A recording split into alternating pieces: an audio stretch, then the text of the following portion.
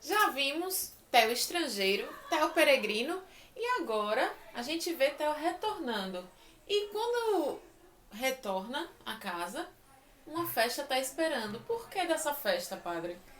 Essa festa, Natália, porque o Pai estava lá e o Pai ali é a figura de Deus que sempre nos espera, sempre vai nos atrair, sempre vai nos aguardar e vai fazer de tudo para que no uso da nossa liberdade nós voltemos para a verdade. Voltemos para o amor, voltemos para essa relação com Deus. Por isso que no livro tem uma expressão que é assim, a castidade é festa. Por que é festa? Porque, Natália, quando a gente aprende a se deixar amar por Deus, a gente entende o que é o amor e a gente se decide por amar. Nossa, quanta alegria, quanta felicidade, quanta riqueza. E Theo, que tinha esbanjado a parte, quando ele volta, ele recebe tudo de novo, porque ele tinha o Pai. Então nós sempre podemos fazer essa experiência de retorno para a casa do Pai. É o que aconteceu com os santos, né? Muitos santos, né? Na verdade. Muitos, muitos, muitos, muitos, muitos. Inclusive, padre, assim, né? Tô dizendo que na minha vida eu percebo também que quando eu retornei para o Senhor, houve uma grande festa no céu mesmo, assim. Era como a própria palavra diz, o filho que estava perdido foi encontrado. E quais santos o Senhor trouxe assim para exemplificar, ilustrar isso aí pra gente? Pronto, a gente traz no livro a experiência de retorno de Santo Agostinho, porque Agostinho ele teve uma vida muito distante de Deus e uma vida assim de grandes pecados, muitos pecados mesmo. E ele narra abertamente, sem medo, porque ele é o doutor da graça e ele sabe que tudo na vida dele foi a graça de Deus. E é muito interessante porque Agostinho foi tão ferido que mesmo depois daquela experiência de conversão dele, Natália, ele tinha medo de não conseguir ser casto, porque foram tantas feridas. Muitas vezes as pessoas passam por isso.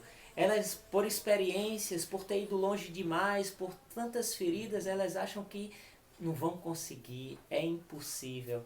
Mas olha, tudo é possível para Deus, tudo é possível Amém. para aquele que acolhe a graça de Deus. E Santo Agostinho passou por esse drama.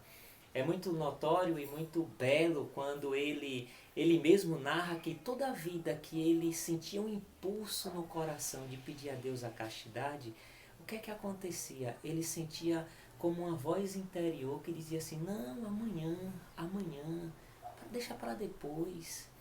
E aí ele diz que um dia ele estava, né, ali em oração e tudo, reflexão, e de repente vê aquele impulso do Espírito para que ele vivesse, assumisse, decidisse ser casto.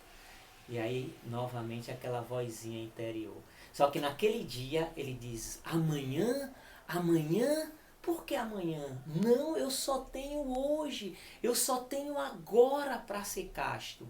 E ele diz que quando ele toma essa decisão, uma grande paz invadiu seu coração e a partir daquele dia ele começou a ter um olhar diferente e a viver de uma maneira nova aquela graça da castidade, que ele já vivia, mas sentia no coração aquele apelo e a necessidade de uma decisão interior ainda maior, mais radical. E a partir dali, olha, Natália, Deus é sempre sim, porque o amor é sempre sim.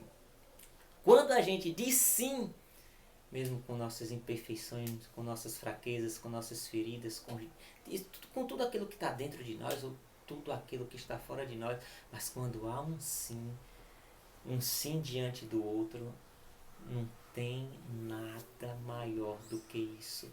Porque ninguém é maior do que Deus, e Deus, quando conta com a minha liberdade, meu livre-arbítrio, minha decisão, então a graça de Deus pode tudo realizar. Foi o que aconteceu justamente com Santo Agostinho. E assim, padre, essa a experiência de Santo Agostinho também muitos jovens hoje passam, né? eu acompanho muitos jovens e eles partilham muito comigo assim: ah, Natália, eu quero muito. Eu quero ser mais de Deus, eu quero ser casto, mas eu não consigo. E esse exemplo eu acho que é muito vivo para os jovens, porque é a graça, né? A força da graça que encontra um sim generoso e assim realiza essa obra. E na vida dos jovens pode também acontecer. Você que é jovem que está assistindo, pode acontecer também na sua vida essa graça se você se abre, né, padre? Exatamente. E como até nos ensina Santo Agostinho.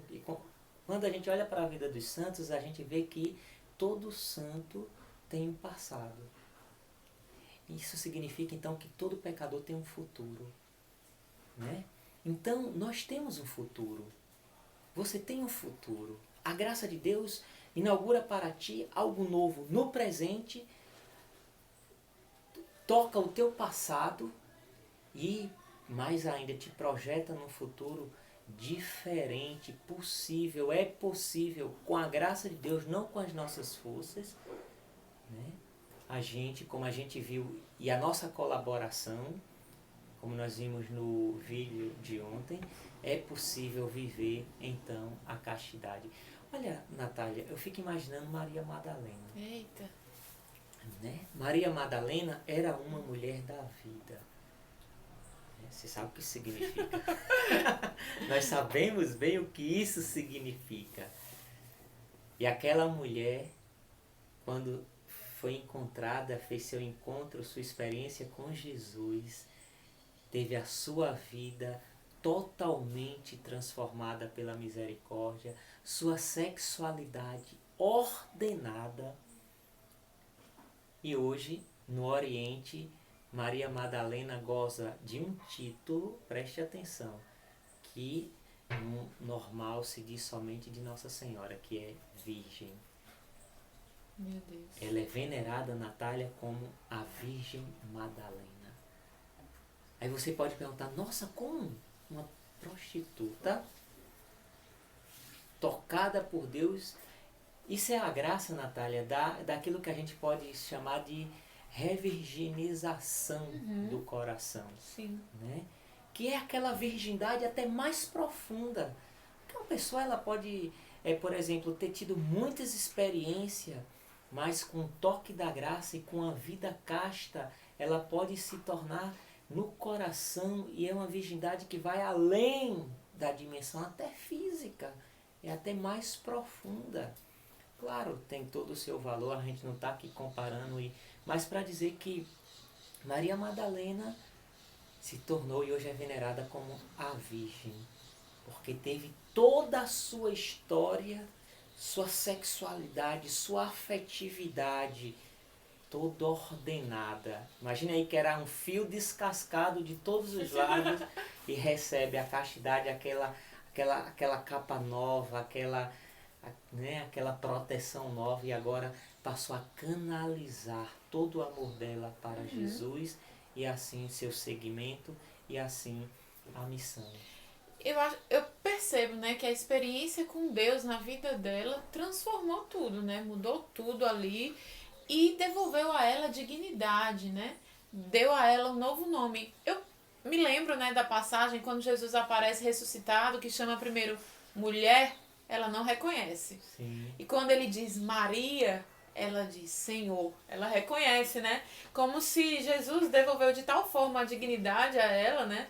Devolveu de tal forma que deu um nome novo. Exatamente. Não chamava como todo mundo chamava, mas chamava pelo nome. Eu acho maravilhoso isso. E ela é definida como a mulher que muito amou. Que coisa forte, né? E temos também, por exemplo, e aqui nós estamos falando de pessoas que fizeram festa, pessoas que voltaram para a casa do Pai. Francisca e Teresa. Meu Deus. Francisca e Clara. Que Teremos dupla, que Teresa, dupla. Terezinha. Todos os santos, eles têm essa história marcada por Deus, né? Porque tudo é graça. Tudo é graça. Outra história que a gente traz no livro também, Natália, é Francisco e Clara, né?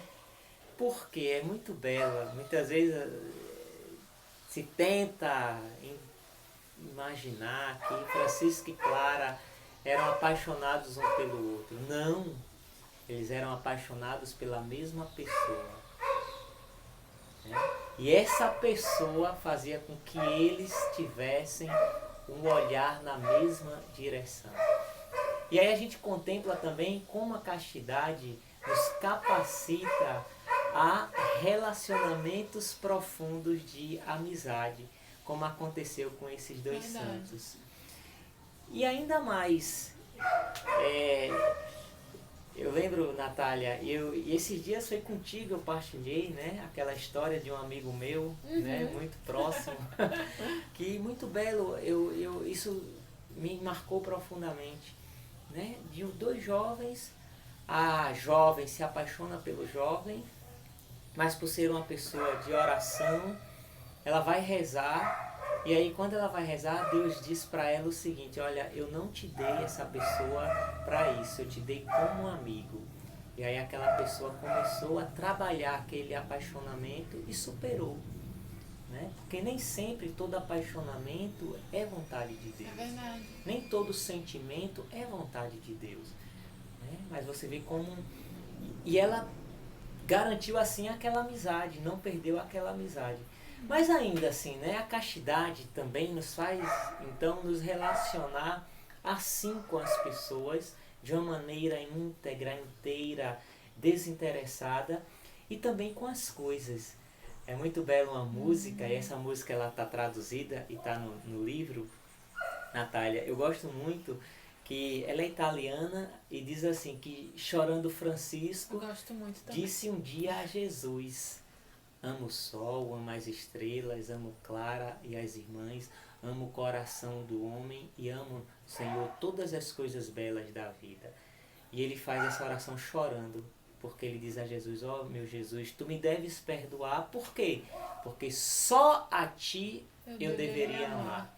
Aí a resposta é, sorrindo, Jesus disse a Francisco assim: amo o sol, amo as estrelas, amo Clara e as irmãs, amo o coração do homem e amo todas as coisas belas da vida. Ó meu Francisco, tu não deves mais chorar, porque tu amas aquilo que eu amo. Que coisa bela, a castidade nos faz amar a Deus e amar tudo aquilo que é digno de amor. E amar as coisas belas e boas da vida. Por isso que a castidade, ela é feita de sims. É um grande sim a Deus que se expressa na vida concretamente através de muitos outros sims. A castidade, então, nos ensina a amar tudo que é belo. Eu me lembro assim no acompanhamento, logo no início da minha caminhada com Deus, minha acompanhadora dizia que quando você coloca Deus no centro da sua vida, todas as outras coisas vão tomando o seu verdadeiro lugar, né? E isso vai sendo ordenado e todas essas coisas vão tendo o seu espaço, mas cada uma no seu devido lugar, né? Exatamente. E aí a pessoa experimenta da paz. E o que é essa paz? Eu gosto muito da definição de paz, Natália, que dá Santo Agostinho. A paz é a tranquilidade da ordem. Ou seja, quando uma pessoa é ordenada, está ordenada, ela vive em paz. Consigo, com Deus, com os outros, com as coisas.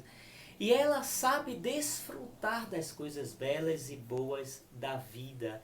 É o que Jesus diz justamente a Francisco. Não, Francisco, eu amo tudo isso que tu amas.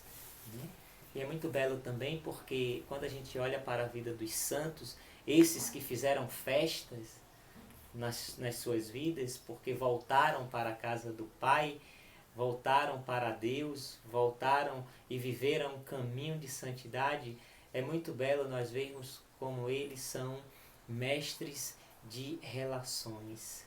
A castidade, Natália, nos torna homens e mulheres de relações, de grandes relações. E a gente aprende a se relacionar com Deus, sim, consigo mesmo, com os outros e com as coisas.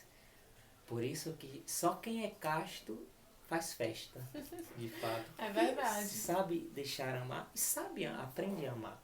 É verdade. E vai também aprendendo a demonstrar o amor também de uma maneira ordenada, de uma maneira casta. E o senhor falou uma coisa interessante, sabe lidar com as coisas. Então, a castidade também tem a ver com a maneira com que, por isso que a gente fala, né, com que eu como, com que eu me visto, porque só uma pessoa casta é capaz também de se relacionar com as coisas de maneira casta. De maneira casta, exatamente, de maneira ordenada. Essa maneira ordenada, que é o que muitas vezes falta. Verdade. Por isso que a castidade ela se expressa no vestir, como você bem falou. A castidade se expressa no comer, falar também. no falar, exatamente naquilo que eu escuto. Né? Uma pessoa casta, ela vai cuidar, Natália, daquelas 5 janelas com as quais ela entra em relação com os outros e com as coisas, né? Que são os 5 sentidos, né? Por meio dos sentidos a gente entra em relação com as coisas. Então a pessoa casta, ela tem atenção àquilo que ela escuta, àquilo que ela vê, àquilo que ela toca, aquilo que, né? O falar, não só o comer, mas o falar, até o olfato, né? Até o olfato, né? Porque Verdade. tem certas fragrâncias que a gente vai precisar deixar de lado, né? Porque, padre, como assim, padre? Porque muitas vezes tem certas fragrâncias que vão te remeter a situações, a lugares, né? E aí é impressionante como a castidade toca tudo na nossa vida. Verdade. Toca tudo mesmo. E isso vai nos fazendo crescer também, amadurecer, vai nos tornando mais amigos de Deus. Agora eu vi uma coisa interessante, padre. Me diga se eu estou certa ou se eu estou errada, certo? Mas eu li num livro que também, muitas vezes, o olfato pode te fazer ser virtuoso. Por exemplo, se você cuida de um irmão em situação de rua, por exemplo, aquele cheiro que é característico dele, obviamente que vai incomodar. Mas se o seu coração é reto e casto, o amor vai sobressair, vai te fazer exercer a virtude. Eu li isso num livro uma vez, não lembro qual foi, mas eu achei tão interessante. Também tem esse lado, né, de suportar também esse tipo de coisa, é fruto da castidade, né? Também, com certeza, a gente vê, e Santo Agostinho ele fala de uma necessidade justamente de limpar esses sentidos, ou purificá-los. No livro a gente fala de um saneamento vital, né? Muito forte essa palavra saneamento, porque diz respeito justamente a essa dimensão de limpar, de curar, de sanar, né? E aí é muito importante porque nós precisamos ter atenção, né, àquilo que a gente escuta. E as virtudes, por exemplo, porque... Então, o que é que acontece? Ora, se o pecado entra por meio desses sentidos, a verdade, a beleza também. Então, por exemplo, padre, como é que eu posso purificar minha visão? Se eu estou numa sociedade tão marcada, por exemplo, pelo sensualismo. Então, eu preciso ter atenção para aquilo que eu olho. Mas mais do que isso, quando a gente expõe o nosso olhar para o sagrado, uma imagem, um ícone, Jesus no Santíssimo Sacramento, aquilo vai limpando, né? Como você falou, aquele cheiro, odor que eu até sinto ali, mas eu estou amando, aquilo vai me purificando, né? Aquilo que eu escuto, nossa, a audição é incrível como o pecado ele entra pelos ouvidos, atinge o coração, move a vontade, bagunça tudo. Agora, se eu escuto a verdade, aquelas palavras virtuosas, se eu escuto, né, músicas sagradas, é incrível como isso também purifica. Se eu escuto o outro na sua verdade, nas suas necessidades, hoje escutar está cada vez mais, né, Natália, assim, raro, né? E necessário, né? Exatamente, ao mesmo tempo necessário. Então, quando a gente escuta o outro, enfim, todas essas formas, elas vão nos ajudando na vivência da castidade. E quando a gente se decide, aí está a grande festa, festa. a alegria. Nossa, que alegria! você se deixar amar, que a alegria é você amar. Aprender a amar. Porque isso é a castidade. E a pessoa é feliz, não é quando ela não ama. Né, Natália? Como você bem falou. Não é não se relacionar. Não, é aprender a se relacionar. E se relacionar de maneira casta, de maneira íntegra, de maneira inteira. Para finalizar, Natália, Teófilo quer dizer amigo de Deus. E esse bate-papo aqui, com o livro, que também tem um bate-papo, e todo esse diálogo, é na verdade para você, que é chamado a ser um teófilo, ou uma teófila, um amigo de Deus ou uma amiga de Deus. Por isso que no final do livro, ele começa com a parábola, dizendo, um homem tinha 2 filhos, e no final a gente diz, Theo, sou eu e você. No fundo, esses 2 filhos, sou eu e é você. Somos nós, Natália. É verdade. É. Obrigada, Padre, por ter tirado minhas dúvidas também, né? Minhas perguntas, que eu pergunto demais, né? Mas obrigada mesmo. E foi muito bom viver esse percurso juntos, né? Obrigado, Natália. E uma alegria. Lembrando que, né, você pode aprofundar tudo isso, tanto com a leitura do livro, mas eu te convido desde já, porque amanhã nós teremos uma live só sobre esse assunto, e aí nós podemos conversar ainda mais. Shalom, Deus te abençoe.